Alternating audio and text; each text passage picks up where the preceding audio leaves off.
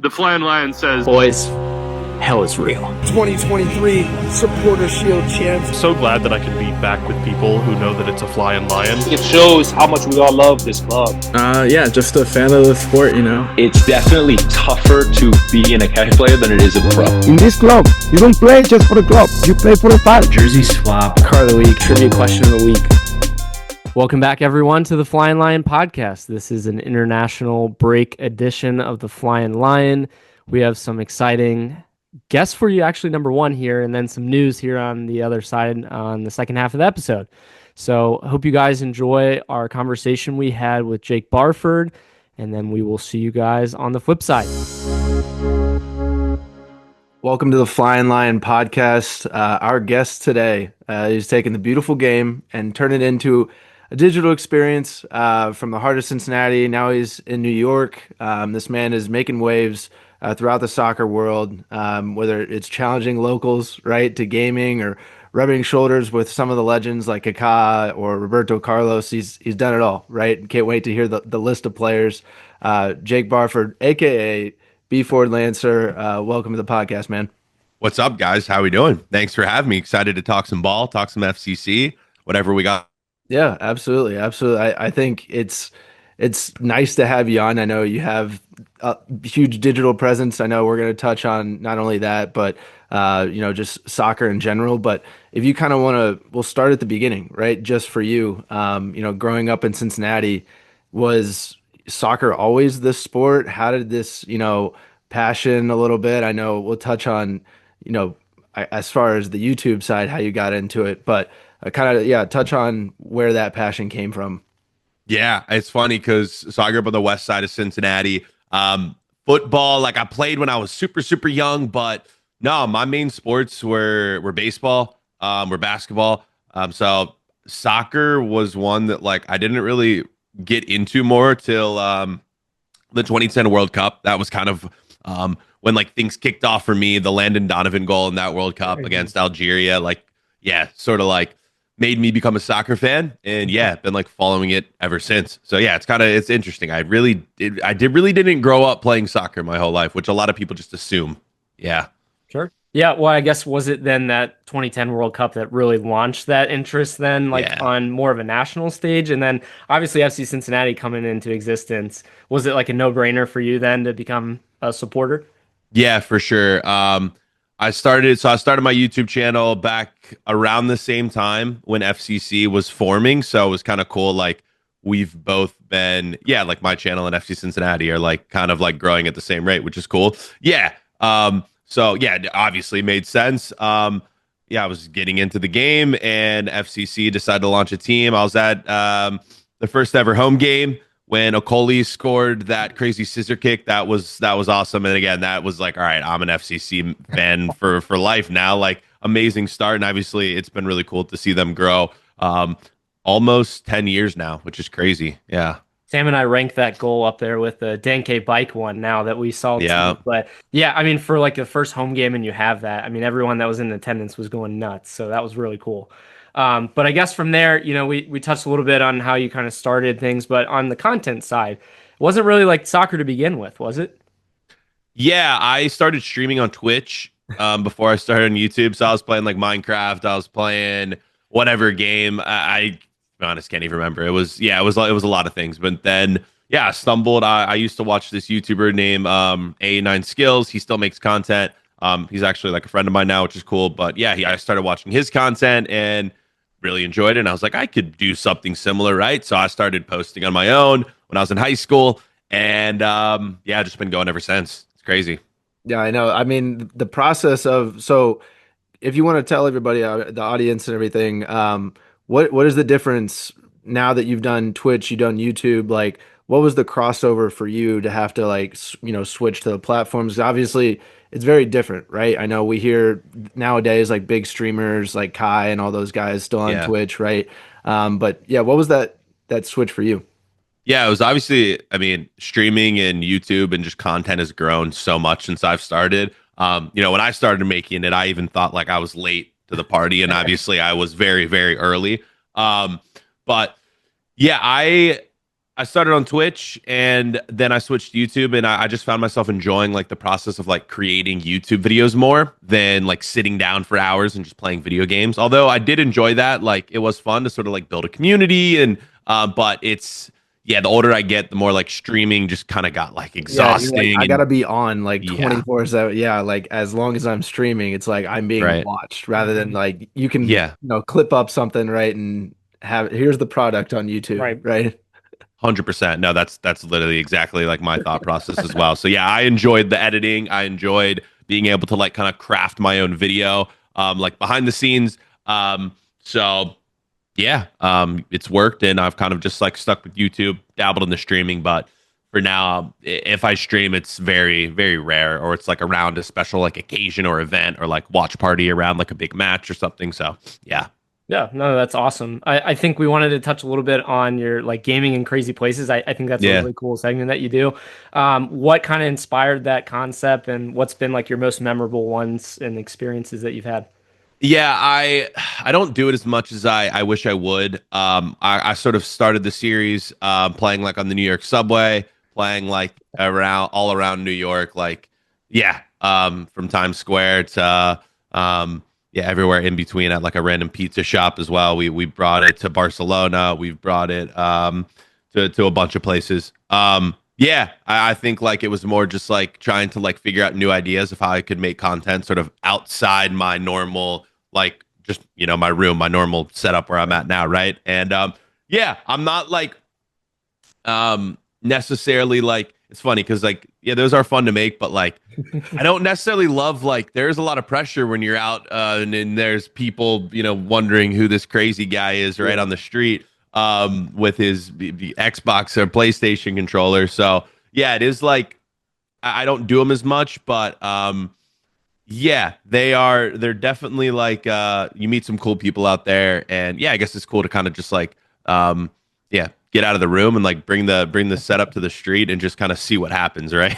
I'm very unique idea. Obviously, like you said, like there's a lot, especially now that you have, I feel like the following that you do, right? It's probably a little tougher to do things like that now, and maybe somebody's stealing, right, like your stuff while you're For sure. Yeah, we have other people. Like I usually have like a cameraman and then like one other person kind of just like making sure everything goes all right. Yeah. Would you consider doing one in Cincy? I probably should, to be honest. Yeah, the ones that I've done are more like Cincinnati, I will say, doesn't bring like, the best like clickbait title, but yeah, maybe FCC should let me like run a game on the big screen or something. That'd be cool. I think that'd be sick. And then like maybe like a player intro for a future player we bring in or something. It's like you and him. I mean, that would be pretty cool. That would be sick. Yeah, I mean, we've got other ideas. I mean, we can yeah, we'll chat after. Yeah, absolutely. But so speaking of that idea though, so Ocho Cinco, Chad Johnson, right? Huge FIFA player, huge FIFA guy. Would there be, I mean, that could be a collab too, right? Between you and him. I know he is very infamous for getting into, Twitter fights with people and being like, hey, let's hop on FIFA right now and I'll play. Yeah. I have played against him once. It wasn't like on camera or anything. It was at like an event. He did beat me though. He is actually really good. Yeah, I'm down whenever with that. I probably should hit him up. He follows me on Twitter. I should probably message him. That would be fun to do like something official. I just know he's a busy man. Every time I hear from him, he's like, and especially if he's like trying to pull up to like an event where it's gonna be filmed, he like I know he wants his bread as well. Like he wants to get paid. He's a businessman. Yes, sir. He is. Yeah, he knows what he's doing. Yeah. Well, Jake, tell us, I guess you were just at the Champions League final. I know, like off camera, you were telling us a little bit about it, but I mean, you got to meet with some legends. It looked like Marcelo was there even too. Yeah. Any stand out from that recently or any over your time in events? Yeah, I've been lucky enough for the past like 4 finals to get to go with PlayStation, who's a brand that I worked with. Continue working with, and every year they bring a bunch of legends. Usually give us like 5-10 minutes with each legend to film some content, and then the day after the final, they let us play with the legends on the field. So this year it was Marcelo. He was on my team, which was really cool. Wesley Sneijder was there.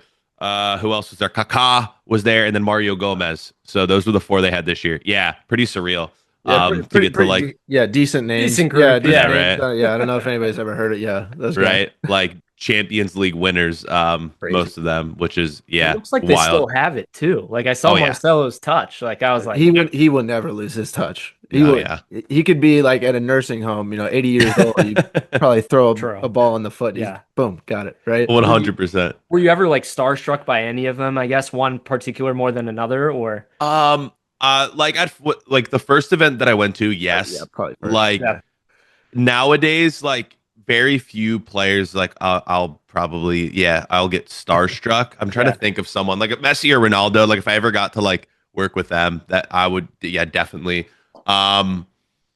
It's hard nowadays because it's weird for me that it's just like so normalized. Like I still get like nervous when I film with them, but like starstruck, I'm trying to think at the moment. I feel like I've like honestly with my career and doing this for so long, like I've done everything that I've wanted to do at this point.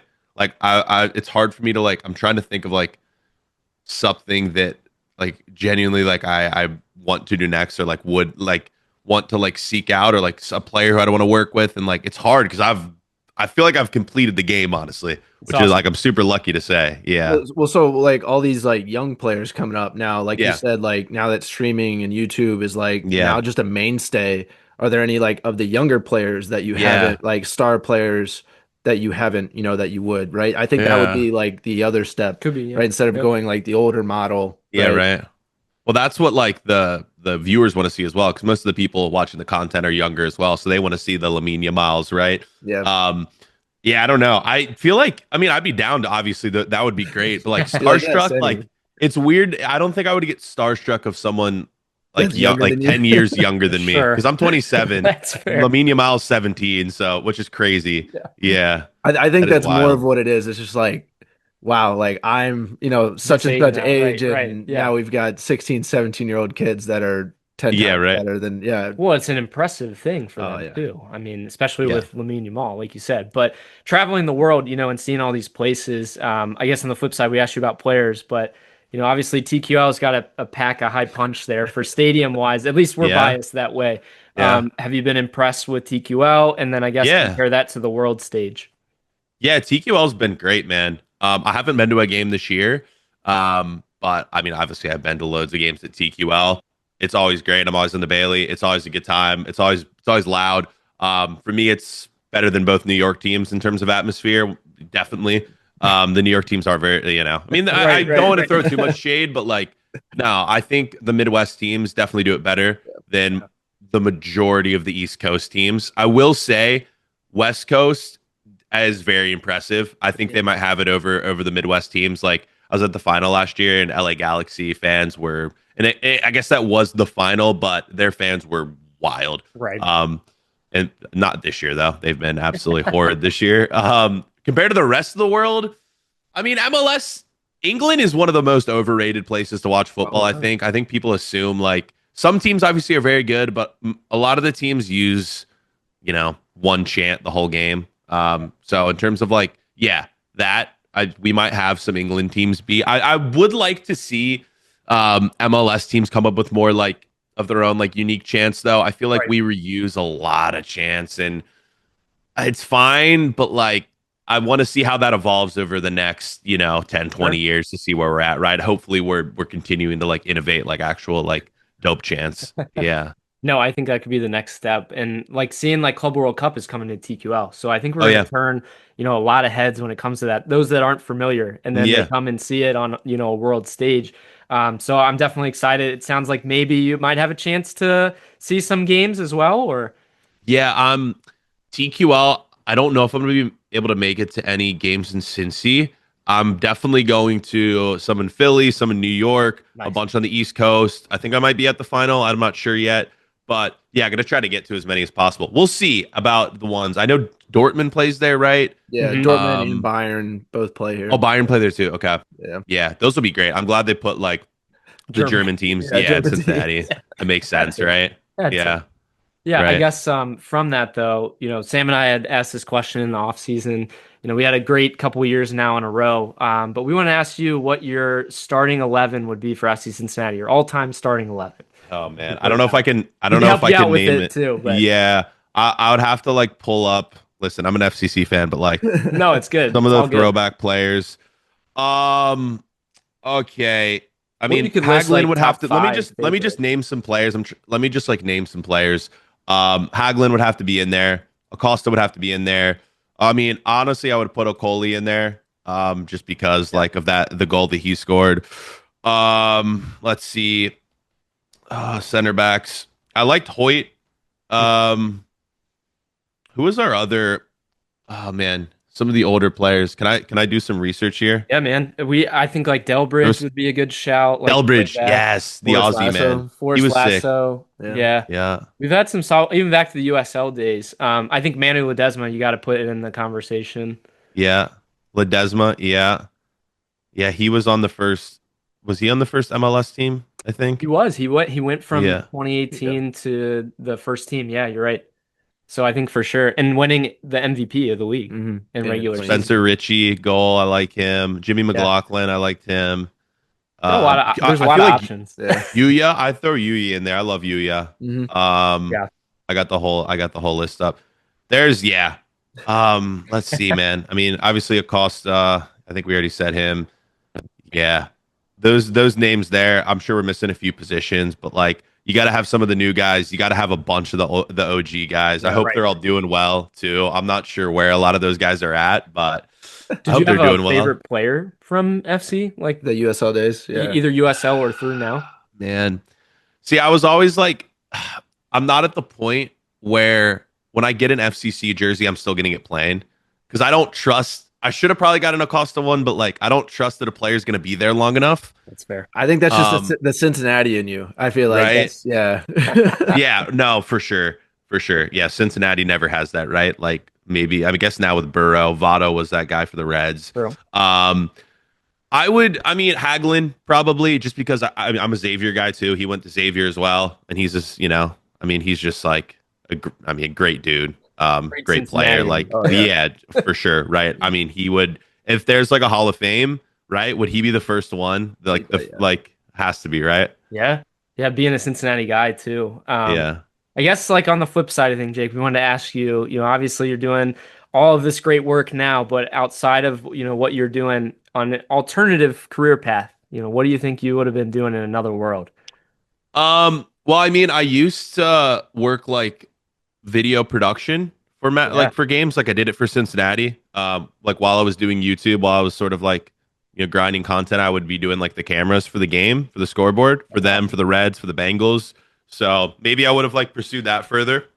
Other than that, though, I don't know, man. I definitely am not doing YouTube forever. So there's going to be a point where like I retire and like try to find the next gig. So we'll see what that is. But yeah, I probably would have like stayed in production and tried to like become like a director, producer, or freelanced and There's so many opportunities now too. I mean, it's unbelievable. But, I think it's crazy. You mentioned, going to Xavier and being with FC Cincinnati at the same time. How was that like? Because like it was around the same time that FC Cincinnati was becoming an MLS team. Yeah, and you were like a EMLS correspondent or like something like that. Yeah, right? They gave you they gave you an official title or They gave me something, right? Yeah, they used to do like the EMLS events. Yeah. And I think they still do. I just don't know to a certain extent. Yeah. Yeah. I don't know how they do it anymore. But yeah, I would be able to go to the events with them and I would like post content for them on social media, on my pages. Yeah, it was a very like intern position or like just like a way for me to get, I guess, some experience. And it was when they were still relatively new as well, so they gave me a lot of freedom to like kind of do what I wanted. And the situation was, I scratch your back, you scratch mine type, I think so. Elevate each other. And a lot of teams, especially them back then, knew nothing about the YouTube space or the gaming space or obviously now and just content in general, right? Like that was probably like 2018. And it's crazy. Like, I guess that is 7 years ago, but like teams really didn't understand like content how it is today, right? Like the evolution of like Instagram, Twitter, TikTok was, I don't even know if it existed back then, right? Like things have just changed massively. So I think that was kind of the start of like exploring new ways to like, get the brand out there, right?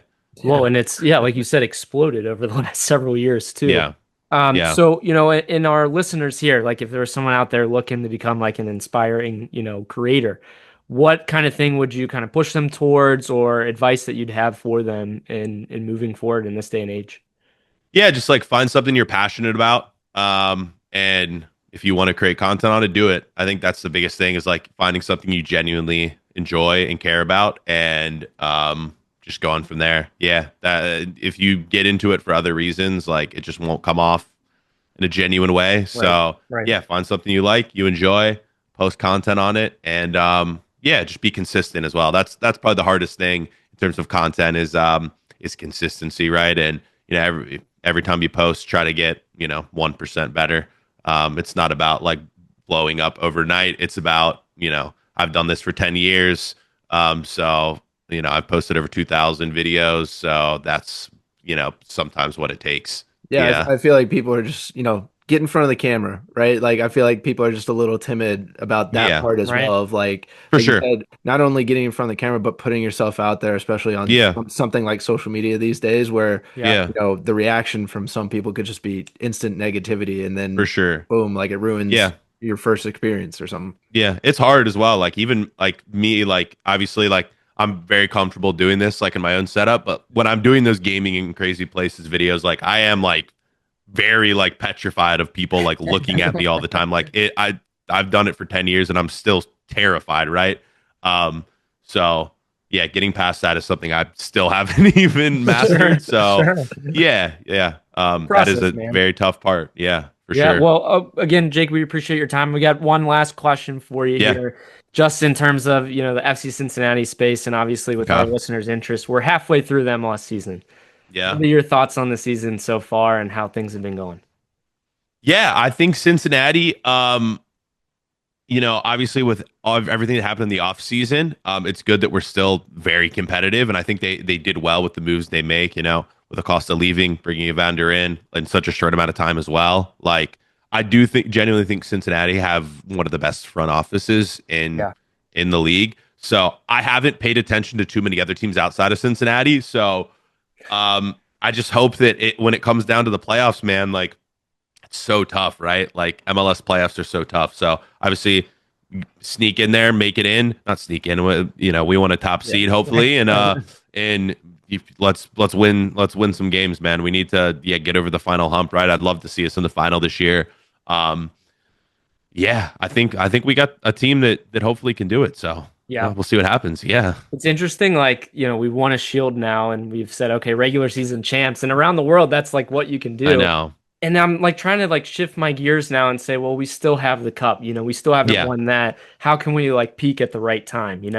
And like you said, I think it starts with just continuing to win game and get good results. But being a fan the last couple of years has been a lot better than the first few years for sure. I know, right? Yeah, we went through the tough times and we got out of it, and it's been really fun. Yeah, I do miss living in Cincinnati, and if I still live there full time, I obviously go back a lot, but I would 100% have season tickets and be there as much as I can. Obviously, try to go out here in New York whenever I can, which is fun. We had a few year stretch like when I first moved out to New York where we played the Red Bulls in like the first round of the playoffs. We played them in the US Open Cup and beat them on penalties. I mean, we played New York City FC last year. We did lose to them, but yeah, we always seem to come up against a New York team at some point. So, which is fun because then I get to go out and support. Yeah, there's always fans. It's always funny running into the fans who like drive out here for the away day, which is crazy. A long drive, but we got the best supporters, man. I mean, I'll tell you what. Yeah. We're lucky to have it, but thanks again, Jake. We appreciate it. Before we go, I think everyone listening obviously would probably know, but where can our listeners follow you, socials, and keep up with your content? Yeah, YouTube's my main platform, but I'm everywhere. It's BFordLancer. My name's Jake, so check me out if you like gaming. football, I guess. Yeah, from Cincinnati. So I would appreciate all the support. Awesome, man. Well, thanks again for joining. Yeah. Cheers. Hey, FC Cincinnati fans. We are pumped to share our 2025 sponsor, Peak Cocktails. Oh, dude, Peak Cocktails. I absolutely love it. I am so excited to have them as a partner. Ryan, I am sipping right now on the Blood Orange Spritz. It is absolutely amazing. If you're that type of person that wants something subtle, right?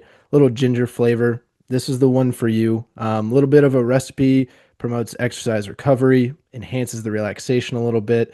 What are you sipping on over there? Yeah, I got the passion fruit margarita. It kind of fits my dad bod life that I got going on right now. I'm trying to be a little bit more health conscious and have that lifestyle. But yeah, I could also sip it on the beach, which is nice about it. I mean, you can have that versatility. If you just want it as a nice sip, or if you want it as like a post recovery drink, like this is what Peak is. I mean, we love it. We adore some. I've been following Peak for a couple of years now. But yeah, again, go check out Peak Cocktails. We love them. Next time you're looking for, like we said, any of what we had described, post-workout drink, just a little pick-me-up. If you're drinking on the beach there as the summer's coming up here, go check them out. www.peakcocktails.com and use the code Flyin Lion at your checkout, and you'll get 20% off your first order. Sam, enjoy that drink. Thanks again, everyone, for listening to our interview with Jake. We had a great time chatting with him, talking a little bit about some FIFA, his YouTube experience, FC Cincinnati even, and Club World Cup too. So I hope you guys enjoyed that. Sam, what were your takeaways? Yeah, I love talking with Jake. Obviously, Cincinnati native, actually, has worked for FC Cincinnati in some capacity, right? So it's kind of cool to chop it up with him. And yeah, I mean, I can't wait to see the content he rolls out. Like he said, he's going to be at a couple of these Club World Cup games. So look for those whenever those come out. Yeah, absolutely. I think, of what I took away from it is like, we need to bring back our MLS presence, Yes. I think we've kind of gone away from that as a league over the last couple of seasons. A little bit. So that would be kind of cool to see that come back, because for a while there it was pretty cool, and he I think the turning of the tides with the whole EA Sports and FIFA and a new game, right, stuff like that. So maybe it'll come back. Yeah, no, good call. So second half of this episode, we're going to chat a little bit about some international call-ups. We'll talk about some transfer talk as we get into the summer months now. And then we'll do a little bit about All-Star Game. FC Cincinnati 2 had a game as well. And then we'll have a match day preview for match day 18 against New England. And then, like Sam said, Club World Cup is coming to TQL. So we'll kind of give you a little bit of our preview for some of these games, which should be an exciting time, for the club and hosting these teams. So international call-up, Sam, we kind of sneak previewed this, before, but Miles Robinson, U.S. men's national team, he started against Turkey. Pretty awesome, for him to get the nod. We had thought, he had a high chance of at least getting this. This was a friendly, before the Gold Cup actually starts, but he started against them. Unfortunately, it was a 1-2 loss. Just the way things have been with this U.S. team. The second goal, Sam, I don't know if you got to see this, but it was deflected off of Miles. He was going to clear the ball. It didn't really clear it as well. It falls to their Turkey player for them to score. Unfortunate. He does play 46 minutes for them. He did have the highest passing percentage for the U.S., so that was cool to see. But they have some games here coming up. Yeah, absolutely. I mean, yeah, like you said, we scored the first goal in like the first minute, right? Jack McGlynn, and you're like, okay, like we're playing it, because a team like Turkey, you listen to the commentators, they're a team that will give up possession just to press, right? Like that, they've done that before, where they'll just, like, if they don't, have an avenue for a pass, they'll kick it out of bounds and they'll just press you and get it back, right? And they've got high quality players. A lot of young players too. Yeah. Uller plays for Real Madrid, doesn't he? Right. Mm-hmm. Yeah. It was just interesting to see, like, some younger guys and then some younger guys for us, on our side of the ball. I think between, like, Tyler Adams was out there, but there wasn't a lot of, like, mainstay, USMNT national team guys, but you got to see guys that are fighting for maybe some of the spots for next year, and just wasn't a great performance. I think the game was lost in, about the 24th through the 27th minute. They have 2 goals that they give up back to back. The first one is just a terrible ball that Cardoso is trying to play out wide, and it deflects off the guy. You're playing in the rain, so I mean, Yeah, I was about to say it was raining a little bit. People were slipping and sliding a couple other spots where right. you could have had a key chance here or there, but yeah, they play Switzerland though here on the 10th. So as you're listening to this tonight, so hopefully that friendly goes well as we go into Gold Cup. Yeah, do you think that Miles gets another nod in this one, or is he trying maybe to see if something else works? I think Poch, I mean, playing Miles only 46, it looks like he's just going to rotate these guys, right? So maybe he tries something different, brings Miles off the bench in the second half. I could see, I think he'll play either way. No, I think he does too. I agree with you. I don't think he starts though in the second one. That's why you have the friendlies, is try to see what works. And I wouldn't say, all of the losses necessarily on one player, from this. It was all collective, and offensively, besides the first minute goal, you didn't get anything else. But yeah, you got to see more. Again, it is cool to kind of tune into these games and to see Miles out there representing. But we know he's got hopefully another gear, that he puts it into once he gets called up for the I almost said orange and blue, for the red, white, and blue. So yeah, tune into that tonight, like Sam said, in playing Switzerland, and then I believe Gold Cup would start towards the weekend, if I'm not mistaken. So they'll have a game for that. But Teenage Hadebe, Sam, he got the nod for captain for Zimbabwe. Pretty awesome honor. He had, I think, put out something too, just saying, how stoked he was to represent his country and to be the captain. He unfortunately captained an 0-2 loss in a friendly, but he played all 90 minutes, so pretty solid by Teenage. You always love seeing, again, guys go on and represent their country, especially if he's the captain. Yeah, absolutely. That's really cool to see.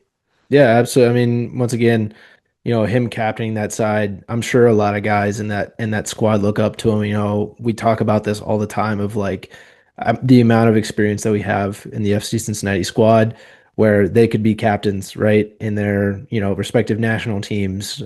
So very cool to see. They play Niger here on the 10th. So once again, another friendly as you're listening to this one. Lots of friendlies. So if you got nothing to do on a Tuesday night, go ahead, throw the TVs, get a multi-screen going. A lot of international games going on. Yeah, I hope they will be able to like broadcast these. I mean, I'm looking at the schedule for, you had Miles, we said, for tonight, Hadebe, Dally as well, Sam. So Amir Dally, we weren't sure, with his clavicle, what his status was. We haven't really heard much, about him, but Antigua and Barbuda started the match against Cuba. They lost, though. All 4 of our international guys ended up losing. But he received a yellow card early, had the highest rating, most touches, most defensive actions of anyone in the squad. 92% passing is pretty solid. They do play Honduras tonight, so go and check that one out. Another that was his debut as well. So pretty sick. Yeah, not bad for a debut. Yeah, no, I think that Amir's got some. He's got some potential, at least from what we saw in that CONCACAF, Champions game or whatever. He had done well, and then unfortunately had that terrible injury. But again, he's back, so hopefully can push maybe for some first team minutes down the road. That would be kind of cool to see later on. Maybe even Leagues Cup. You never know. Need the depth. So shout out to him. That was pretty cool to see, even though again they lost. But Stefan Schirilla, Romania U18s, they played their first exhibition match to a 0-1 loss against Czech Republic. Maybe him and Buka could have some words, about that. But he played 45 minutes. Man, we got to see Schirilla get a goal. It feels like it's been a little bit since. Oh yeah, it's been a while. I don't know. I don't know what's going on. I don't know if it's one of those things where he gets his contract purchased right for the first team, and is it just too much? I know we were talking about last year, we call this guy up right now, but I don't know, maybe it was too soon. Maybe he just needs a little bit more time. Yeah, I don't know. Again, timing wise, like with bringing Kamara in, it's like, does Schirilla even have a spot? Like, what's going on there? It doesn't seem like, again, another young guy is going to have an opportunity to build his way, or even with any experience. But hopefully we're wrong. Maybe in Leagues Cup again, that's another situation where maybe Schirilla gets some minutes. Maybe he plays against like a big team down. I think we're playing. Are we playing against Monterrey at home? I believe. Yeah. In Leagues Cup. So, I mean, that would be pretty awesome opportunity for him, but I Yeah, doubt not that they bad. do that. But maybe even as a sub, that'd be cool. But as we were talking, again, this international break, there's a lot of things that are going on. We're now into June, and the transfer window, Sam, opens, almost about a month away now, and the talks are heating up. So the big one, you're going to get a lot of your big players. That there's going to be a lot of talk. I'm surprised there hasn't been a ton of Denke talk, just the form that he's in. I don't obviously want this to happen, but you have the Evander looks, you have the Warshana ones that we'll walk you guys through. But what we're seeing, out there, apparently that Galatasaray is interested in our number 10, Evander. He had looks from them actually back in 2022. At least 20 million if we're going to go down that route, but there's no way, right? He just came into the squad. He's just getting integrated. He's having a great season overall for even being on a new club and new players around him. But I mean, I look at this and I say, like, I'm seeing Galatasaray rumors like everywhere. For everybody. Would you agree? I mean, Yeah. I see like they're wanting to spend, 30 million for this guy, 20 million for this guy. Like, especially if they've had that, maybe interest in the past. Like, let's go and revisit Evander and see where that stat. Like, there's no way, right? Yeah, I can't imagine, once again this happens. It's probably just a rumor, just one of those things of, like you said, Galatasaray just trying to poke, see if anybody's out there, right, that they are willing to poach, right, from any of these, not smaller leagues, but yeah, a little bit, to get them back into, Champions League type talk. So yeah, I mean, they were interested in him when he was playing in Denmark. So that was where that came from. And then he ended up going to Seattle instead. But yeah, I don't see this one going anywhere. But Ryan, there was another one on the incoming transfer one that you had seen though, this week. Yeah, Ross McCausland, guy that had been playing at Rangers, over in Ireland, a pretty solid, Rangers squad. 22 years old, a winger though. Sam has played left side and right side on the wing. 25 appearances, all competitions. He's had 3 goals, 1 assist. Did have some Europa League experience in Champions League. Looking at the comments, you don't see a lot of positivity there, but you never really do in a player that potentially is going to be leaving. There's interest, with us and another team as well in Basel. I think one other team as well. But is it one of those things where it's just like, hey, let's put out a well-known, more MLS team that seems to be ambitious over, in Europe? That's kind of what it seemed like to me.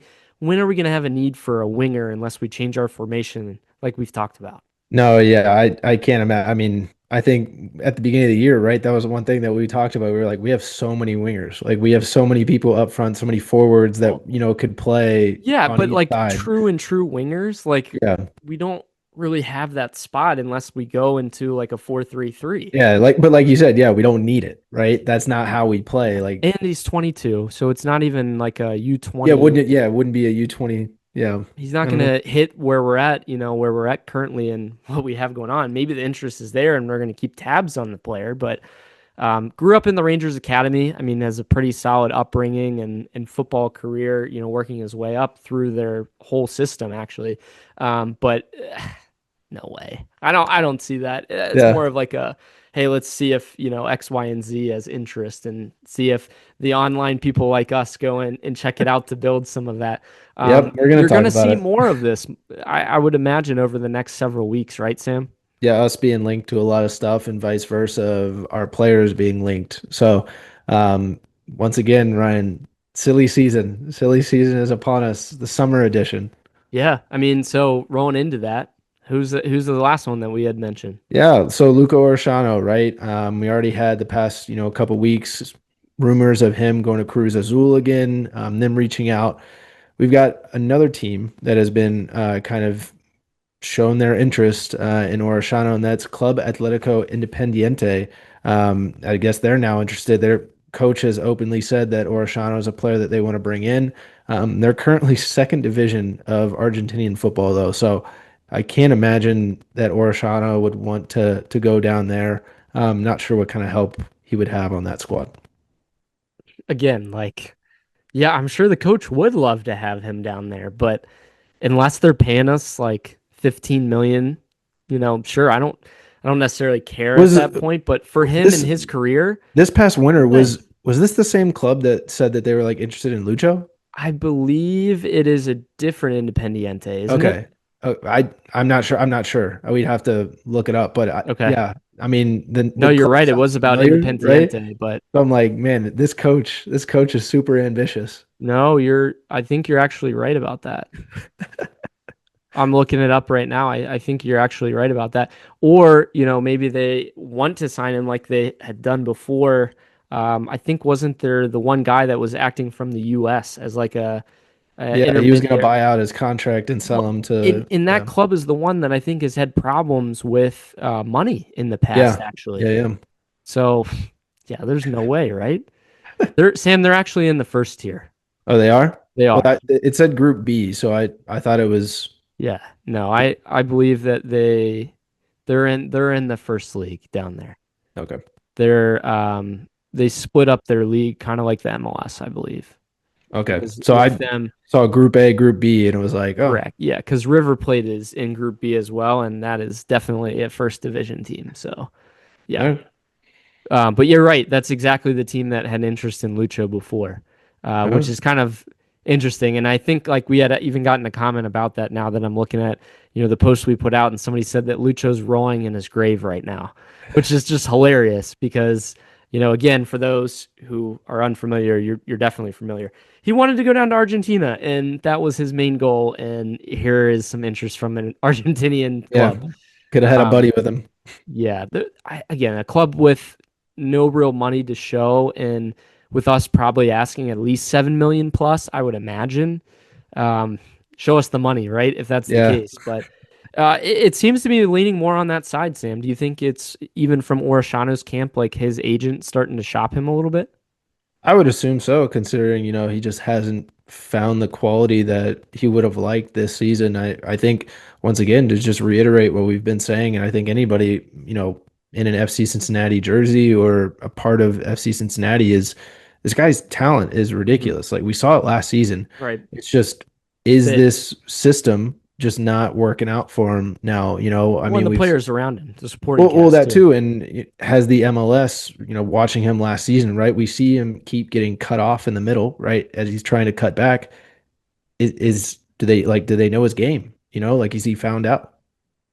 I hope not for his sake, because he's a heck of a player, but you make a great point. I totally agree. Keep track of the rumor mill. And if you guys see anything and want to share it with us, tag us, let us know what your thoughts are, just like a few of you have here. But Sam, we're talking about Club World Cup coming up here soon. Kai Kamara is going to be joining as an analyst for TNT Sports. He joins actually a kind of a unique crew here with Connor Cody. Brad Guzan makes his debut as well. Mo Adams, only active players, on that broadcast team. There's several others, but you have a few, I believe, coaches here too, Sam, right? Yeah, a couple coaches here. BJ Callahan of Nashville SC is, going to be a broadcaster, as well as Pellegrino Matarazzo. Yeah. So yeah, you got some guys with experience. I thought it was crazy. Like, you see Kai Kamara's face on the graphic, right? That Egan had posted, and you're like, oh shoot, like, all right, this is what we're doing during our downtime. Well, good for Kai. And what was interesting to me though is like we play this Sunday, and then after that, like we also play, I believe, like the next Saturday. So how is Kai going to do this? Is he going to broadcast like remotely? Like, how do you think that's going to go? I would assume so. I mean, so he's going to just like be sitting in his basement, and I guess I know several of them have been doing that since COVID. Maybe it's not so much a broadcast, but more like he's part of like the preview show, or he can always zoom in and just give his thoughts, right? If it's a preview show or something, he doesn't have to be a part of the full broadcast. So maybe it's something more of like something like that. Yeah, maybe. It'll be interesting. Good for Kai. I mean, he's a fun personality. Yeah, absolutely. He's going to be great. He's going to have some awesome insight. Putting it on like the world stage too. He had, I think, put his toes in the European market. Wasn't he in Denmark for a little bit too? One part of his career. So good for Kai. That'll be cool. That'll give me a reason to watch some of the broadcasts as well. But the Club World Cup, we're talking about, again, TQL hosting Cincinnati starting this Sunday, June 15th, Father's Day, Bayern Munich against Auckland City. Awesome to see, again, Bayern Munich coming to Cincinnati. Harry Kane, his homecoming to a German town here in the U.S. It'll be pretty special to see this one. It is at noon, a little bit earlier for this one. Hopefully some nice weather. We've had a lot of rain here recent. But I'm excited to see it. I'm very excited to see the German supporters. We had seen a ton come out about Borussia Dortmund. I think some of their supporters had even joined the march for previous matches. I think for Sporting KC, they were there.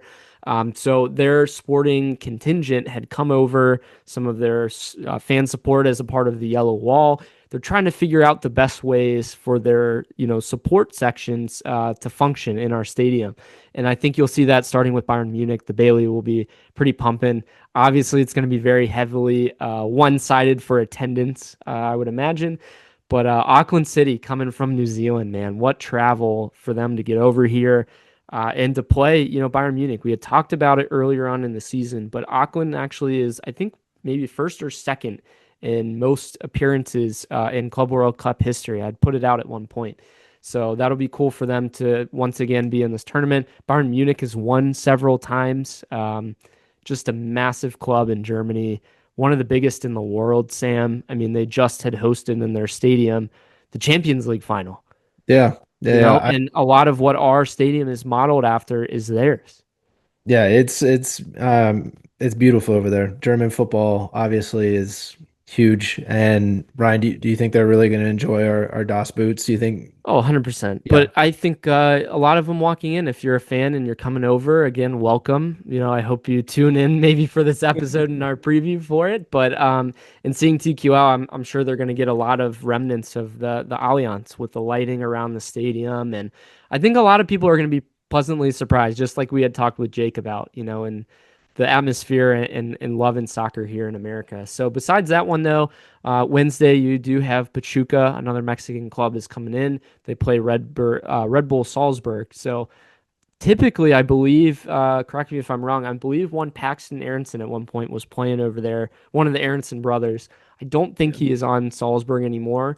And also the U.S. is going on, so they wouldn't technically even be with the squad. But Salzburg's usually a Champions League type quality of team. So seeing them play Pachuca Wednesday night, 6 p.m.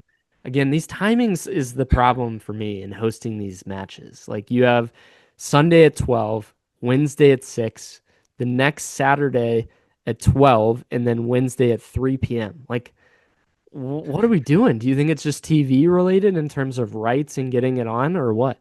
I'm sure it's just other games, right? Other games that are going on, and trying to fit Cincinnati into the schedule, right? Because I'm sure you've got the East Coast, you've got a little bit of the Central games, you've got, West Coast as well. So trying to figure that out. Usually for the Club World Cup, you don't have to figure this stuff out, right, but they've spread it across, the nation. So yeah, usually, like you said, it's just in one city, and all right, like we're all just going to play in, two or three different stadiums. All right, everybody. And this is the most, clubs we've seen, right? So first time, I was just going to say, clubs. It's been 8 or 7 in the past historically. For those interested, this tournament started in 2000, and they've only had, 20 something editions of it. It again, historically had been the winners of that region that would come together in this. They've made it 32 teams now, right? So maybe that you're right. It comes down to just, hey, this is the first time, but I would hope they would iron those kinks out, especially with like America being as popular, as it is in terms of like media rights and getting broadcasts out. Like you're going to be able to have that more here than other places, and maybe draw people more into the game. Sam, the last 2 games are interesting though. What are your thoughts on the final 2? Like you said, Dortmund's going to be Cincinnati's team over, this Club World Cup. They've got 2 back-to-back games against Mamelodi Sundowns FC down in, South Africa. So then the other one is against Ulsan HDFC, which is a Korean team. So I think that'll be very interesting. Yeah. Traveling from both of those places. Football is not really, talked about, or soccer, not really talked about too much in those countries. So once again, just interesting to see the culture. I think that'll be the biggest thing. But from the Dortmund side, you get to see guys that were, in the Champions League quarterfinals this year. Well, in the final of the year before. In the final year before. So very cool to see that type of quality. Yeah, and one Joe Bellingham, Jude's brother, just got signed. Is he? I don't know. Are we going to see him in Cincinnati? Is Jude gonna visit? If Real Madrid gets kicked out or something, Yeah, like Real Madrid's going to get kicked out. Maybe. No, stranger things have happened. I don't know. He's got a day in between. I don't know. You're going to see some solid soccer in Cincinnati. I'm excited about these 4 games, these 4 matches. What that would make 7 different teams that's coming in. Several of them training, in different places as well to get ready for these matches. A lot of them coming off of, their big seasons, and then with several players off of international break too. So what that is going to look like, it'll be interesting to see. Again, to kind of expand to more of a global stage and to have some of these, maybe that brings, some of these players back to us on transfer even at some point, and we establish relationships with some of the free agents or even the ownership, I guess. We've got a great relationship still with Hoffenheim. Yeah, right. I forgot we had that relationship with them. Yeah, whatever happened to that? Locadia, that was about it. Yeah, and then that one player we got on loan that was like Kasevich or something like that. Yeah, interesting. Yeah, but like we had mentioned, another episode. Yeah, that's a different episode. The flashback for that one. MLS participants, Sam. There's going to be now 3: LAFC, Miami, and Seattle. Interesting to see how they do in this tournament. Interesting, again, from Seattle's standpoint. We talked about it last time. Their players hopefully getting a resolution about money going to them, instead of the club. So that would be interesting to watch. Are they going to put their best foot forward? I mean, why the heck not? You're in a group with PSG. I think there's another really good team in their group as well. Was it Atletico, maybe Madrid? That'll be fun. Final going to be July 13th, MetLife Stadium. It's going to be the home of the FIFA World Cup next summer. So they're going to kind of get their toes wet in the terms of soccer and playing there. I'm sure hopefully going to be a grass field instead of turf field. So stay tuned for that Club World Cup. It'll be exciting to watch. I believe all of these are going to be broadcasted. TNT. Some TNT, yeah, one form or the other. So go and check those out, or go in person and watch. I think that'll be cool to see. Yeah, tickets are cheap. Yeah, they're not bad at all. But FC Cincinnati 2, Sam, they're playing Toronto FC 2. They played to a 1-1 tie technically, but a 4-2 win on penalties to earn 2 points. Solid for them. We're now passing, I guess, up the crew, right, for second worst in the East. Hey. Moving on up, right? But Brian Schaefer scored his second goal of the season, second on the team in goals now, and he's a center back. Should he get a call up? I don't know. Yeah. I don't know, dude. We're short on center backs right now. Well, once again, I mean, it goes back to this. I guess, before the season, right? We were hearing talks of like, man, preseason. Brian Schaefer, right? He was the guy, and just he didn't get the call. He was the guy that we thought was going to get the call up for the Champions Cup games, and he didn't. So maybe this is his opportunity. Like you said, he's one of those guys that will get called up for Leagues Cup, bench, right? Don't you think? That's what I'm saying. Yeah. I mean, we need the depth for, especially center back right now. Like you said, Miles out and Hagelin injured, and who knows what Miazga's feeling like. So I wouldn't imagine, why not? I think if you do one of those short-term loans for a few games or, whatever, you make it, even just for the one, I think they can get up to like 3 or 4 maybe before they have to sign a first-team contract for it. But yeah, why not? I mean, he's had a great season, it seems like. So bring Brian up. Maybe if you need him, then so be it. But hopefully you don't. That'd be the best case scenario for the first team. But just for him to be a part of the match day, and especially, going on the road to New England, right, is where we're going. So just to be a part of the squad for that and kind of see how that goes. But All-Star game, Sam. So 26 MLS players are going to be selected for this MLS All-Star game. 12 determined by vote, and then 12 selected by the head coach, which is Nico Estevez, which Austin FC is going to be the host for this year. Like I think I had mentioned before, 2 players selected by Don Garber. There's some voting going out right now, and as of today, from what we had seen, Evander's leading all of the attacking mids right now. Miles Robinson is 4th in voting, so get your votes out. I think they close here in just by the end of the week, I believe. So please go and vote for these guys. I think both of them are deserving. I think Denke needs a shout there for sure. I think Roman was starting to get some looks too. There was a omission of a player in the voting that surprised me. I think, was it Matt Miazga maybe, was not even on the possible selection, even though he's played several matches now. It was just odd that they didn't just have him even as an option. Yeah, so the fine lettering, right, is to qualify for the ballot, you have to play in at least 50% of the club's matches by the time the ballot is created, which was May 19th. So maybe. Okay, what about the Messi rule? No, I know, right? Yeah, exactly. Does that apply to everybody? But I think the most likely people that you're going to see make it, right, if they do, right, as far as percentage-wise or quality of play, Roman, Miles, Denke, Evander, and Buka, those will probably be the most likely all-stars. So probably, I don't know. I would imagine just 2. Yeah, probably just 2. I'm just saying eligibility and sure. quality of play. So, yeah, I think right Give now him another reason for Miles to leave the team, right? Yeah. Oh, geez. Yeah. And off to the All-Star game. It's like he's back from Gold Cup right to there. Honestly, it is a little bit for sure. But yeah, I think the All-Star game will be great. We'll be following it here the next couple weeks. Like Ryan said, go out, go vote, support our guys. Is it losing its like appeal to, I'm sure, the players after several of these guys on international breaks, different games throughout June. It's very interesting to me. I believe we're playing the Liga MX All-Stars again. Is there less of a meaning to this? I think there's just less of a meaning, less of an appeal because you have so many other events in the United States, either this year or next year, overshadowing it, right? With the Club World Cup being in town, right before it, and then, all the hype for, we've got, World Cup coming up next year, right? So, yeah, I think absolutely it's drowning it out a little bit. You could feel it. It's interesting. So we'll see how that goes. I want to be hyped. I like the All-Star games. I like the ideas of it, and that it, at least shows from a fan standpoint, who they think is valuable. Yeah. But then that also is a double-edged sword sometimes.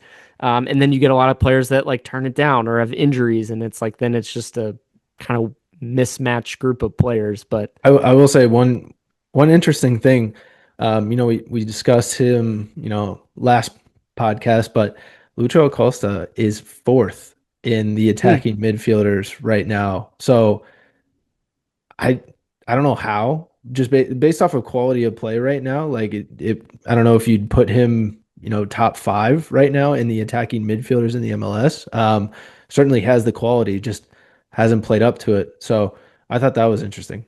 Yeah, fascinating, just based on hasn't had a great year, but maybe the aura of the player, lifts him a little bit higher. That's why I'm telling you this MLS voting thing and the way that we kind of go about it. Maybe we need to re-identify what we're doing, or even if we do have such a stacked year with competitions and stuff, just do we actually need it? Yeah. Is that an actual needed break? You already have these international breaks, as we go along. Why have another thing? What is it doing? We're playing Liga MX teams in Leagues Cup in a month after the All-Star game. So yeah, that's a conversation for the MLSPA for them to step up and go, why? For the health of the players, for, cash grabs, right? Well, that's essentially what it is. Let's have this big event where, historically, in other sports, it's you play half your season and then you give the players a couple days break. But if we're not aligned with the international windows, then what's the point? And then several of your guys are out for different competitions. It just doesn't make sense in my opinion. But we'll see. Like you said, maybe they'll reevaluate. Maybe they'll listen to this podcast. That would be my honorable shout out for a card of the week if we had one this week. But Sam, we do have a soccer match coming this Sunday, I believe, right? So match day 18 against New England. Saturday or Sunday. Correct me if I'm wrong on this one. But New England sits at 11th in the East Saturday. now. Saturday. Okay, Saturday. There we go. Because the game is Sunday for Club World Cup. That's what it is. So Saturday we play at New England. Their last MLS loss was actually against us in April. So ever since they lost to us, they went on a tear. I think New England's just kind of figured it out. Caleb Porter's team, Caleb Porter's job was on the line for the last like month and a half. But interesting to see that they will have Campana out and their other star player Langoni likely. Maybe at some point they'll be back though. There's questions about it. The way that we came off of this last match, the guys, a lot of them went out of town. I believe I saw that DeAndre Yedlin was back in Seattle. So, Sam, it looked like to me from the FC Cincinnati standpoint, a lot of guys were off for an extended period of time, maybe 4 or 5 days that the staff had given them off. Maybe do your own fitness on your own. But back this Sunday, so yesterday they were training at least and getting things back together. I feel like we need to just get some more cohesion in this group, though. Yeah, I know you would want this club to just, some of them just stick around, right? To be able to just, hey, do you want to go out for dinner? Do you want to, just stay around, build chemistry with these guys to be able to, head into the second half of the season and go, hey, let's just sit down, let's talk. Let's talk about, how you want the ball, how you like to play, and hopefully that translates to, on the pitch. I think that's usually what you're hoping for, right? When you're trying to figure it out, use the breaks to your advantage. Obviously get that body right. That's the main thing, get that mind and that body right. But yeah, for sure. Obviously would love for that to happen.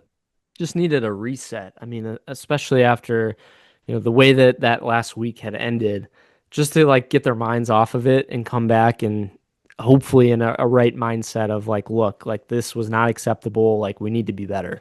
I was seeing a lot out there about, what this squad could look like, this coming week. Hopefully Teenage Dave makes it back, from Morocco, for this game, and is back with the crew hopefully here shortly. But besides him, Sam, I mean, we have Gilberto Flores, and then who is your other center back? I mean, because we don't know about Miazga right now. Miles is out. Hagelin's out. Is it Yedlin, in this situation? Is this the perfect time to do 4 in the back? Again, it's shocking to me, how thin it is all of a sudden. And, you have potentially a Flores and Hidebe next to each other. Who's your rock? Who's your anchor? Yeah, I would guess that they shift Engel in the middle before they shift Yedlin, maybe.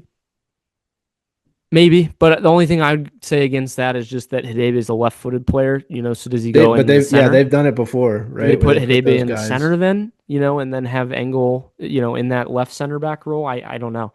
It's very interesting to see, and how these guys are coming out of this break too. I don't know. Is Kubo healthy to go now? Again, there's a lot of questions. I hope later on in this week we're going to get some answers, I'm sure. But interesting to talk about, Sam. I mean, especially with the way that we have these next few matches being away, all during June. They're going to have to come home for a little bit. Other squads are going to be using the facilities, from all over the world. It's a weird time. It's weird that we always have players out in June that are center backs. Why is that a thing? I think it's just that injury bug, right? It just follows us wherever we go. But just the center back room. I know. It's every year, right? You think you have enough depths, like we've talked about, but once again, you find yourself in this situation where you're like, man, we need more depth. So, yeah. Ryan, what do you have prediction wise? Sam, I'm going to go with a 1-1 tie. We never play well in New England. I know last year we won, and it was just kind of off of a random Lucho free kick. But there's just no way we go up to New England on turf in Gillette Stadium. We always just don't show up there. First half, we're always like zombies. And I just feel like New England's got a lot of steam right now. They're playing super attacking ball. Regardless of who they have. We saw this with DC United, by the way. I'm going to go on a mini rant about the fact that DC just lost 7-1 over the weekend against Chicago, and this is a team that we lost to at home. What are we doing? it's like terrible how bad they are, and we lost to them. So, I mean, a lot of that hopefully is to transfer over to, okay, we are very upset about how that went, and hopefully they come out strong. I haven't seen it in enough fire from the guys to say they're going to come out hungry. I hope I'm wrong, but I'm going to go 1-1. What about you? Yeah, I feel the same way as far as draw. I think to your point, I think we're gonna be leaking a little bit extra in the back. But hopefully our guys like Vander, Buka, Denke can, help create some opportunities up front, and level it out. So I'm gonna go 2-2 on this one. All right, I like it. We'll see what's going on with that. Like I said, Saturday match. Now that Sam had corrected me, I appreciate that. Go and support the boys. I mean, even if you have a chance to go up to New England, like they never really have a great crowd up there, I hate to say. But I would love to see our support there. The boys need it. And it's just, again, it's odd timing with everything else going on with international stuff, with Club World Cup as well. Remember over these next several weeks to keep the boys in your mind. I feel like it slipped a little bit, but it was a nice little break here. But thanks again for listening to us tonight in our Jake interview with Jake Barford. And Sam, any final thoughts? No. I just hope everybody is able to just consume all this content all at once, right? Because got a lot of soccer coming, this month and next month straight to you. Yeah, absolutely. But we're again here for it. We're gonna cover it all. So thanks again, guys, and we'll see you next week.